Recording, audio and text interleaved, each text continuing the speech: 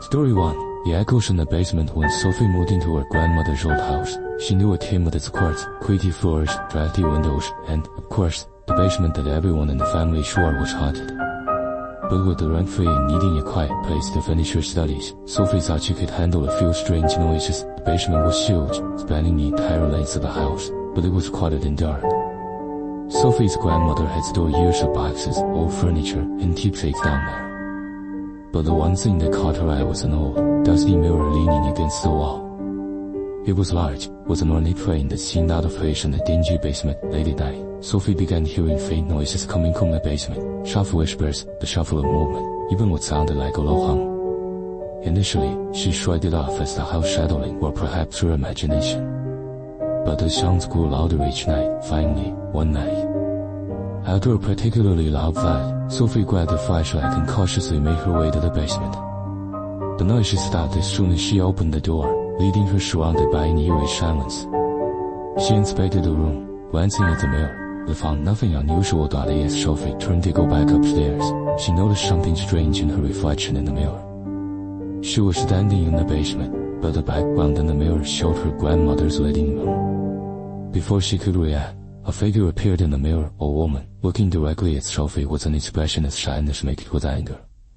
Sophie blinked, and the figure was gone. The night after night, the figure returned in the mirror, and the sounds grew louder.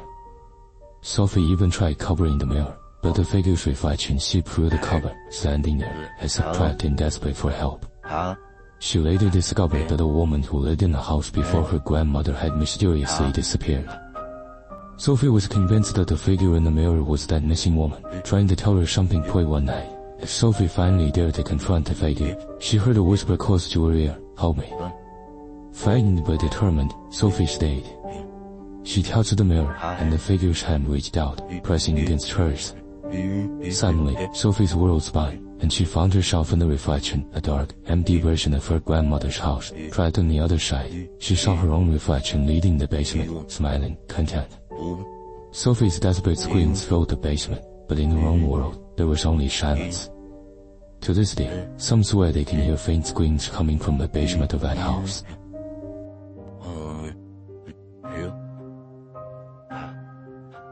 Story 2. The light under the basement door. Alex and his friends had just moved into a rundown old house that was nearly perfect, except for one thing: the basement was locked, and the landlord had forbidden them from going inside, claiming it was unsafe. Of course, Alex and his friends laughed it off, agreeing not to mess with it. However, on the first night, they noticed a faint light coming from under the basement door. It pulsed softly, like a dying flashlight or a low light bulb. They figured maybe it was an old, faulty light down there and ignored it.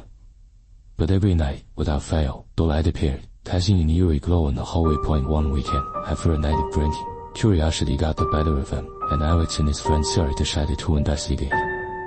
They picked the lock, and the door creaked open to reveal a descending staircase illuminated by that same dim light. Hesitantly, they started down. The basement was much larger than they'd expected, and the strange light seemed to be coming from a single, naked bulb hanging from the ceiling. The air was thick, and it felt as if they were being watched. As they walked further into the basement, Alex noticed strange marks on the walls, scratch marks, some deep enough to splinter the wood. Then they heard it, a soft grating sound, like something being dragged across the floor.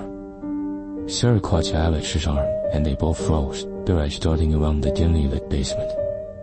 The sound grew closer, and soon they could make out a figure hunched over, dragging a heavy chain. The figure stopped and turned its head, revealing a pale face with hollow, empty eyes. It let out a low, rattling breath, and the light bulb began to flicker, casting shadows that danced and twisted around the room. Panicking, Alex and Sarah bolted up the stairs, slamming the door behind them. The next day, they confronted the landlord, who looked at them with a grave expression. He revealed that the house had once belonged to a recluse who had been chained and confined to the basement by his family due to violent tendencies. The man had died there, alone, and his spirit had been rumored to haunt the basement ever since, but the landlord admitted one last detail that sent chills down their spines: had removed the light bulb years ago.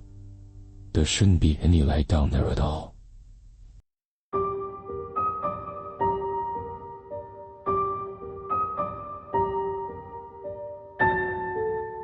Story 3. The children's drawing. Samaya had inherited an old family home that had been abandoned for years. It was in decent shape, Aside from the basement, which was covered in dust and filled with old furniture and boxes.